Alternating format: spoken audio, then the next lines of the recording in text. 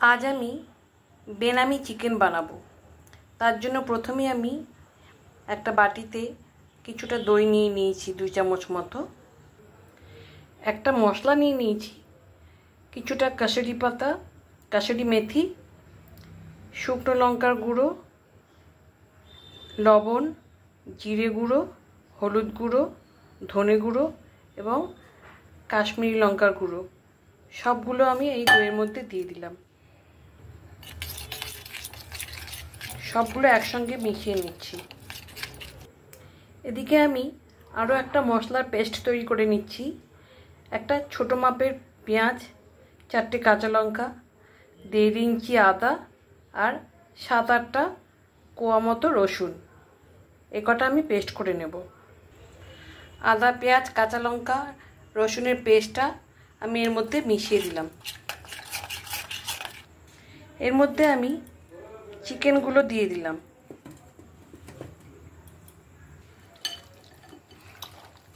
আমি এগুলো ভালো করে চিকেনটা মশলার সাথে ম্যারিনেট করে রেখে দেব। আধ ঘন্টা চিকেনটা ম্যারিনেট করা থাকবে। মাঝখানে চিকেনটা ঢাকা খুলে আমি একটু পাতিলেবুর রসও দিয়ে দিলাম।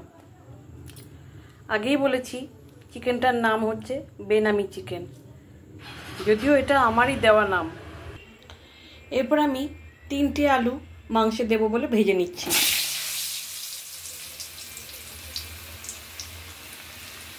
সামান্য হলুদ আর প্রয়োজন মতো নুন দিয়ে দিলাম। আলুটা আমি ভেজে তুলে রাখলাম। ওই তেলেই আমি একটুখানি জিরে আর একটা তেজপাতা ফোড়ন দিয়ে দিলাম। দিয়ে 2টো মাঝারি মাপের পেঁয়াজ কুচি ছেড়ে দিলাম। স্বাদ অনুযায়ী নুন, সামান্য হলুদ দিয়ে দিলাম।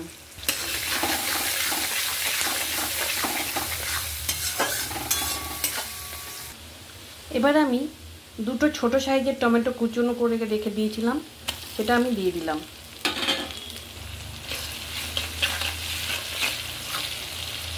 আমার রান্না যদি একটু আপনাদের ভালো লাগে তাহলে প্লিজ আমাকে এগিয়ে নিয়ে যাওয়ার জন্য প্লিজ লাইক দেবেন, সাবস্ক্রাইব করবেন।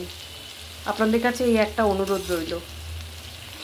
এবার আমি ম্যারিনেট করা চিকেনটা ঢেলে দিচ্ছি। চিকেনটা এবার ভালোভাবে নাড়াচাড়া করে আমি ঢাকা দিয়ে দেব।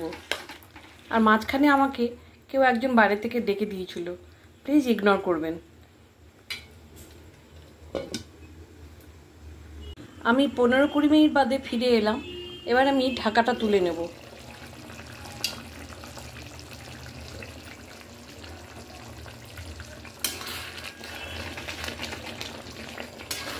অনেকখানি জল বেরিয়ে গেছে। এবার আমি আলুগুলো ছেড়ে দেবো। যেহেতু আলুগুলো আমি শুধু ভেজেই নিয়েছি, আলুগুলো কিন্তু মোটেই সেদ্ধ হয়নি।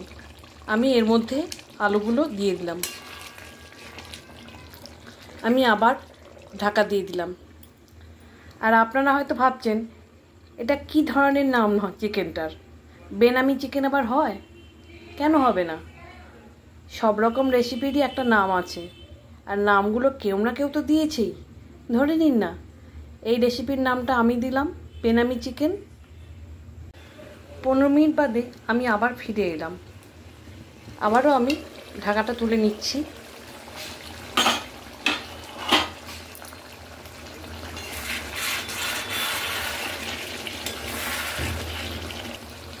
আমি কিন্তু মাংসে এক ফোঁটাও জল দিইনি এখনো পর্যন্ত।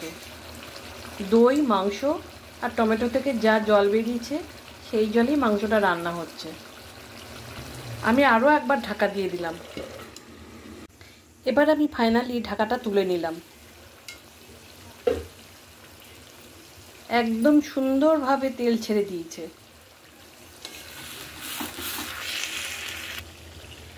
মাংসটা যেহেতু রুটি দিয়ে খাবো, সেই জন্য আমি আর জল দিচ্ছি না।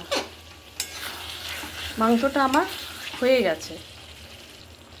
এবার আমি সামান্য চিনি দিয়ে দিলাম, 1 চামচ ঘি দিয়ে দিলাম আর 3-4টে কাঁচা লঙ্কা দিয়ে দিলাম। রান্নাটা আমার একেবারে হয়ে গেছে, আমি গ্যাসটা নিমিয়ে দিলাম। এবার এরমভাবে রান্না করে আমাকে কমেন্টে জানাবেন তো কেমন লাগলো আপনাদের।